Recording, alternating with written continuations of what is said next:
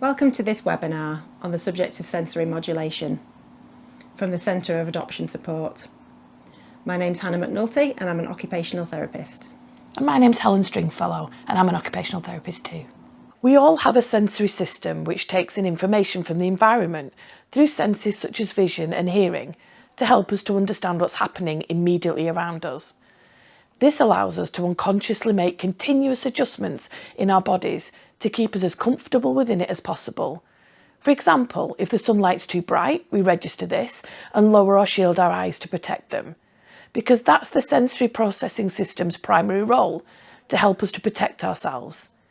The information taken in through senses such as tactile touch and smell are needed by parts of the brain such as the amygdala, the brain's early warning system, which triggers our fight, flight, freeze response when it perceives danger, causing higher parts of the brain to take notice and work out what to do to make us safe again.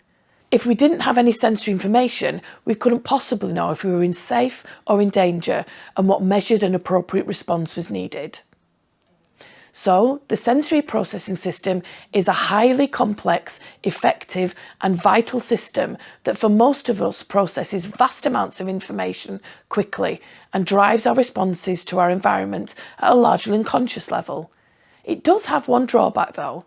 Because it is such a sensitive system that begins to develop at about 8 weeks gestation, if a child's sensory experience, both in the womb and as a small child, are not ideal, the sensory system's development will be affected and often results in a child's sensory system working less effectively. It's no surprise then that the latest research suggests that many adoptive children have sensory systems which are immature or underdeveloped. As the sensory processing system makes sense of the world around us and shapes our responses to it, it's foundational to all functional activities, from relatively simple tasks like brushing our teeth to the most complex tasks we attempt, including things like highly complex actions of driving a car, multitasking at work, or learning and navigating relationships. As you can see from the pyramid of learning here, without sound sensory processing skills, everything higher in the pyramid is going to be more challenging. Through using our bodies to perform fairly simple movement, right through to being able to use those body movements to interact with our environment, and then right at the pinnacle, being able to use our cognitive thinking skills to be able to perform complex tasks. All of these contributors to effective function work more efficiently and effectively if they're based on a sound foundation of good sensory processing skills. Conversely, if the foundational system is operating with gaps or areas of underdevelopment, all functional tasks are going to be more challenging. One of the most obvious difficulties for a child whose sensory processing system is less than ideally efficient is modulation. Sensory modulation is when our brain registers just enough stimulation to enable us to maintain the sensory stimulation sweet spot, known as the calm yet alert state, which is optimum for all function. If we take in too little sensory stimulation, we tend to lose interest in our surroundings and zone out or switch off. If we take in too much, we are easily overwhelmed and feel bombarded. We can't think straight. Unless we are in the calm yet alert state, we are vulnerable to under or over responding to our environment. So when we are in a state of sensory modulation, we have enough jumping beans in our internal jar to keep us ready for action, but not so many that we are overwhelmed. We are in the calm yet alert state, which is optimum for all function. And for most of us, our sensory systems modulate automatically. For example, if we find ourselves drifting off in an important meeting, we will increase our sensory stimulation by adjusting our position, fidgeting, drinking, or eating something. Likewise, if the radio is so loud we can't concentrate on driving, we turn it down. However, if a child's system is too under or oversensitive, it's going to be more of a challenge for them. When a child is over-responsive, their brain is being bombarded with too much sensory stimulation, and the child can feel overwhelmed. They're going to find it very difficult to listen to and follow instructions, focus and concentrate, or join in with others. And the feelings of being wired may reach such an intensity that they seem irritable or even aggressive, and they may react as if they're feeling threatened and hit out. They're likely to want to be still and be in environments which reduce the stimulation which is bothering them. When a child's system is under-responsive, they are not registering enough sensory stimulation to keep them alert. These children tend to fall into two categories, those with low registration and those who are seekers. Those with low registration simply need more stimulation than others to find their get up and go. Unless they experience more stimulation, they tend to zone out and switch off. This happens not only in their minds, but in their bodies also, and so they tend to be children who slump and slouch about. Those who are seekers have brains that at some level realise they are not receiving enough sensory information, and so it constantly asks the child to give it more. This brain is going to ask the child to move, to interact with everything, and to seek the sensory stimulation it needs whenever it can. And this communication of need is going to be loud and override most other drives of the child's brain, as the information is needed for vital survival skills. This is more of a driven action than a choice situation, and the child is going to have to comply. One thing to know early when trying to understand your child's sensory processing system is that no child's system is all under or all over responsive. It will vary depending on each individual sense. We all know the 5 main senses of sight, sound, smell, taste and touch. Once we know a child can be very oversensitive in any of these areas and start to consider some of their behaviours through the lens of sensory processing, some solutions become much easier to see. For example, find clothes that are soft in texture and as seam-free as possible. Use a milder toothpaste. Offer noise-cancelling ear defenders. Don't visually overclutter, and have your child choose the washing powder. Similarly, if we understand a child is under-responsive in one of their senses, we can understand how to help. For example, a curry may be preferable to kiddie food. Here, let's play with shaving foam. Let's read this book as the pictures are bright. You have some homework to do. Let's switch the radio on. Or why don't you wear this body spray? As these are the 5 senses we all know something about, many parents are able to recognise sensory differences in their children. They may not have fully appreciated the degree to which these senses can influence the child's behaviour and function, or just how little choice is involved for their child, but they can often think, I think my child is a super taster, or I think my child can't concentrate when it's noisy. However, there are 3 other senses which are far more important to know about when trying to understand how your child's sensory processing system is affecting their function, as they are even more vital for survival. They are much less commonly known about, but explain far more of the difficult behaviours we can see in children with sensory processing challenges. The 3 systems we are going to take a closer look at are the interoceptive, the vestibular and the proprioceptive systems. Interoception is a sense that tells us how we're doing internally. It enables you to tell the difference between hot and cold, if you have a settled or upset stomach, or if you have a racing heart, or if you need to go to the toilet. Without interoception, you'd not be able to tell if you were feeling tense or relaxed in your body easily. Being able to tell if we're relaxed or tense gives us the information we need to be in touch with our emotions. Being able to feel a flutter in your tummy is of no use if you can't work out how that makes you feel. It might be that you're hungry, but if you misinterpret that as a body signal that you're scared, you might be triggered into a fight, flight, freeze response and run into another room or hit out defensively at the person that you're with. Not only will this be an inappropriate response to the body signal, but it also won't help the system regulate, as the real need has not been met. And it's because of this that research tells us that many children with emotional dysregulation may well be experiencing challenges in their interoception. The vestibular system is vital for our survival, as it helps us to be able to balance and run away from danger. The receptors for the vestibular system are in the semicircular canals in the inner ears. These are 3 tiny semicircle shaped tubes lined with hairs and filled with fluid. The position of your head makes the fluid pool in different parts of the canals, stimulating the hairs they are lined with, informing us of whether our head has moved in a horizontal or a vertical plane or is moving rotationally. Close by are the otoliths, tiny stones covered in hairs that can tell us information regarding linear movement and acceleration and deceleration. When added together, this is our sense of balance. And it has a direct influence on 2 other elements of balance that would need to quickly adjust as we move. Our vision, which provides information with regards to where our heads are in relation to the floor, and our posture, which continuously makes fine adjustments to make sure we stay upright. If a child's sensory processing system is over-responsive to vestibular input, they are in effect overly sensitive to movement, particularly of their heads, because this type of stimulation will be overload for them and may cause them to feel overwhelmed or uncomfortable, for example, feeling motion sickness. Because of this, they are likely to prefer sedentary experiences and avoid playgrounds, gymnastics and fun fairs, or at least the most extreme of these. However, avoiding movement experiences has a negative effect on motor development, causing them to be generally lower toned and less coordinated in their movements. If forced to move by a well-meaning PE teacher or an uncle who picks them up and swings them round, they may respond negatively either by becoming distressed or agitated, or may respond by becoming overly aroused, looking as if they're enjoying it but with an edge of panic. Conversely, children whose systems are under-responsive to vestibular input are likely to switch off if they're unable to get enough vestibular stimulation. Without it, they will struggle to find their get up and go and may be sedentary. They will likely find it difficult to attend and concentrate, and will therefore find it difficult to remember things. Those who are seekers will be being instructed by their brains to gain more balanced information so that the system can work out where they are in relation to their environment, an essential component of keeping them safe.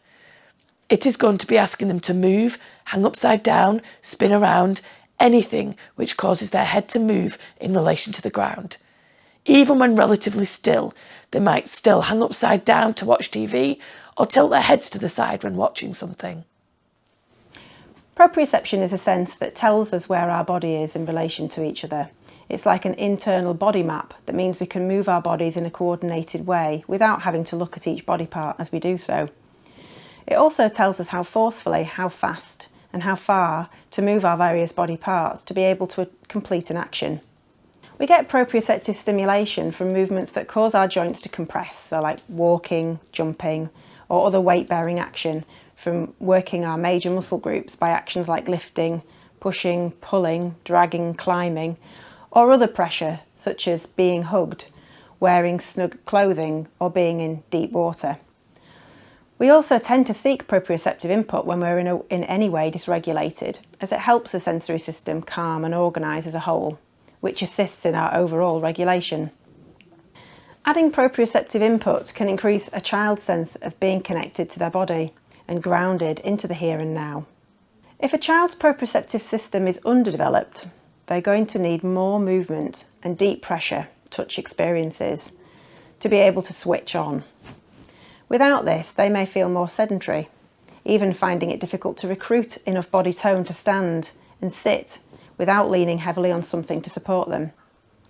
They're likely to be less than ideally coordinated as they struggle to be fully aware of the subtle position of their own body parts, of how much force they need to be able to complete an action. Because of this, they can appear clumsy and heavy-handed, often breaking things unintentionally as they apply too much force accidentally. If they're a seeker, they'll be compelled to gain more proprioceptive information by moving, weight-bearing and seeking deep pressure touch experiences. They often boisterously crash around the place and are drawn to actions such as pushing, pulling, lifting and roughhouse play. When they hug you, you'll know about it. And because a high level of proprioceptive information can be received through the jawbone, they're often chewers and even biters. All of these actions can be easily mistaken for aggression and violence, when the child may simply be attempting to meet their sensory needs. They can also be mistaken as lacking in empathy if they hurt others, but this may be caused by a lack of understanding of how rough play can be frightening and might hurt other people. So that has been a whistle-stop tour of the main aspects of the sensory system that can create challenges for our children on a day-to-day basis.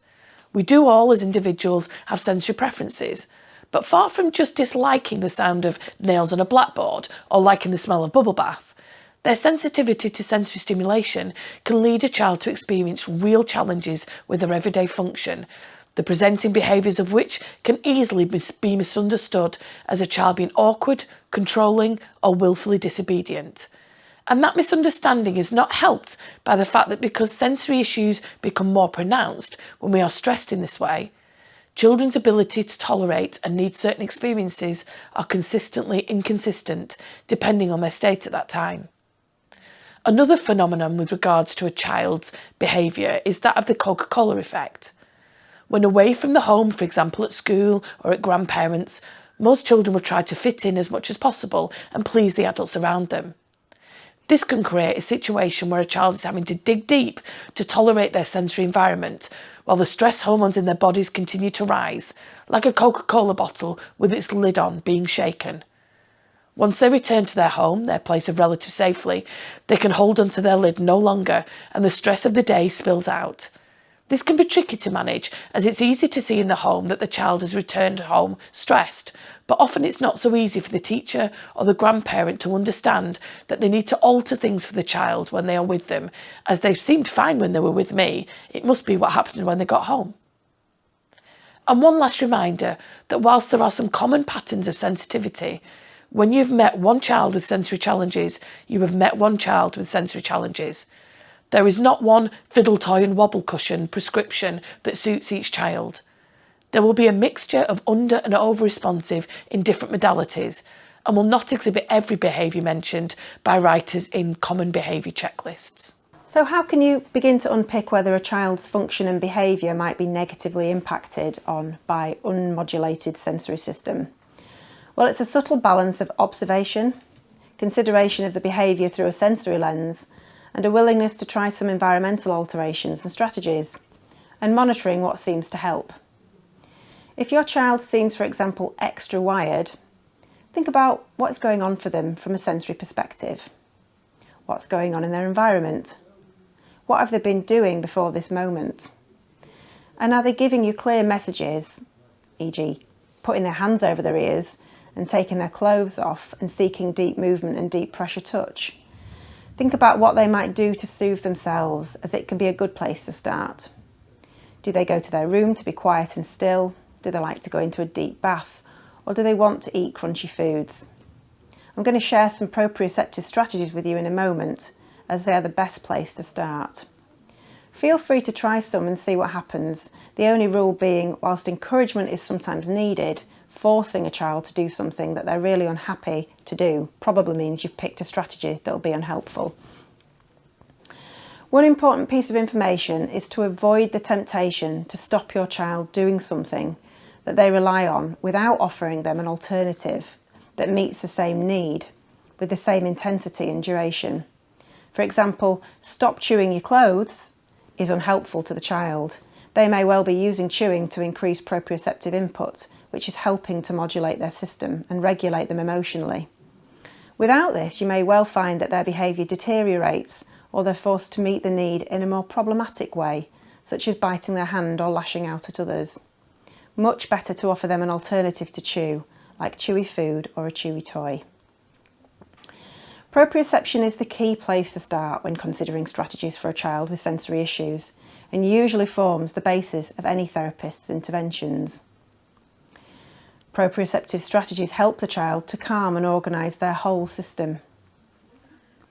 Remember, the activities all aim to increase proprioceptive input by increasing weight bearing and joint compression, hard work on the major muscles, deep pressure touch, or pressure through the jaw.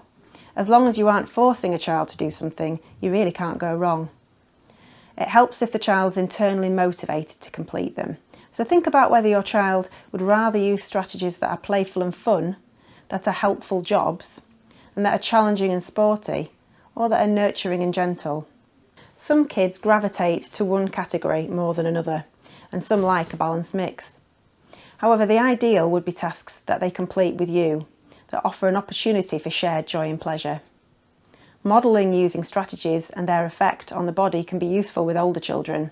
For instance, I'm just going to punch this punch bag as I feel angry inside, and then, wow, that's really helped. I feel so much better. Fancy a go? Sometimes plain old negotiation is what's needed. Yes, you can have the Xbox for half an hour, but you need to do 10 star jumps first to power your body up so you can get ready for your best. Be creative, have fun, and join in with your child using strategies when you can. Because let's face it, we could all do with our systems being a little bit more calm and organised at times. Here at the Centre for Adoption Support, we offer post-adoption sensory support packages, usually funded by the Adoption Support Fund. Our primary package of support is the Modulation package, which usually consists of 5 sessions. We begin with 2 sessions of information gathering, both with the parents, which is usually virtual, and one with school, which we try to complete in school so that we can complete some observations of the child as well as speaking to staff. We then complete a formal report containing basic information regarding sensory processing, specific details of your child's sensory needs and how this affects their function, strategies and advice that will help at both home and school, and recommendations with regarding to next steps.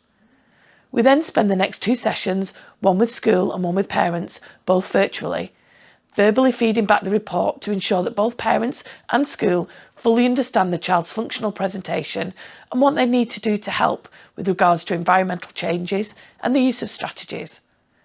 We then complete a joint virtual session with school and parents a few weeks later to review how things have been going and clarify or tweak any of the advice needed. Unless you've had a similar package of support from elsewhere and fully understand your child's sensory profile, we heavily recommend that the Modulation package is completed before you consider any other of the sensory packages.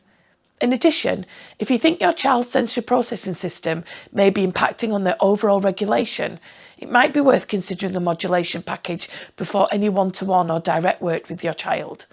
This is because a child who has achieved better sensory modulation tends to be more regulated generally, creating a calmer and more organised foundation from which any other one-to-one work can benefit. As part of our ever-developing service, we currently provide 2 other sensory support packages. The first is a sensory motor package, which aims to consider missed or incomplete early postural and movement developmental stages.